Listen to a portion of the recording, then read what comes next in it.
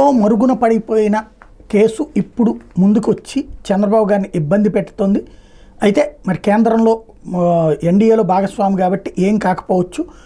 IMG academies Bharat private limited అన్నటువంటి దాంతో అక్రమంగా భూములు కేటాయించడం మీద దర్యాప్తుకు సిద్ధంగా ఉన్నామని తెలంగాణ హైకోర్టుకి సిబిఐ తెలిపింది. కోర్టు ఆదేశిస్తే ఆనాటి చంద్రబాబు నాయుడు కేబినెట్ తీసుకున్న నిర్ణయం మీద విచారణ చేపడతామని ప్రకటించింది. అసలు ఈ కేసు ఏంటంటే, అప్పట్లో క్రీడల అభివృద్ధి కోసం ఐఎంజీ భారత్కి 2003లో మామిడిపల్లి శేర్లింగంపల్లిలో 850 ఎకరాల అత్యంత విలువైన భూముల్ని ప్రభుత్వం కేటాయించింది. చంద్రబాబు ప్రభుత్వం ఇందులో 450 ఎకరాలకు సేల్ డీడ్ కూడా చేసి ఇచ్చేసింది. రాష్ట్రంలోని స్టేడియాల్ని ఆ సంస్థకి అప్పగించేసింది. అట్లా నిర్వహణ కోసం రాయితీలు ఇస్తూ ఒప్పందం చేసుకుంటూ జీవోను విడుదల చేసింది. అయితే ఆ తర్వాత వచ్చిన రాజశేఖర రెడ్డి ప్రభుత్వం ఇంత పెద్ద మొత్తంలో అది ఆ సంస్థ పెట్టిన 4 రోజుల్లోనే భూములు ఇవ్వడాన్ని ఆక్షేపించింది.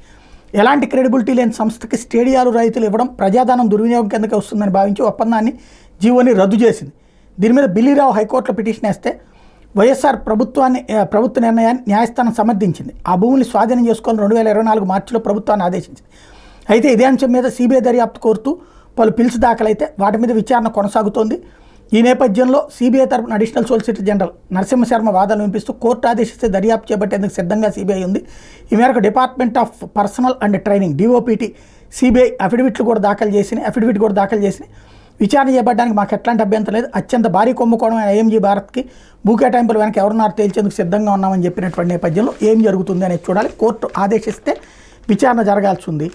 అక్కడ అదేం చెప్పారంటే, ఐఎన్జీ అనేటువంటిది స్పోర్ట్స్ సంస్థ పెద్దది కాబట్టి ఆ సంస్థకి భూములు ఇచ్చామని ప్రజలకు చెప్పారు. తీరా చూస్తే అది ఐఎన్జీ భారత్ అన్నది అప్పటికప్పుడు పుట్టుకొచ్చినటువంటి సంస్థ. ఆ పేరుని ముందు పెట్టి కథ నడపబోయినటువంటి సంస్థ 4 రోజుల ముందు సృష్టించిన సంస్థకి ఆ భూములు ఇచ్చారన్నటువంటి విషయం బయటపడ్డాకనే క్యాన్సిల్ అయింది. ఇప్పుడు అదేం జరుగుతుందో చూడాలి.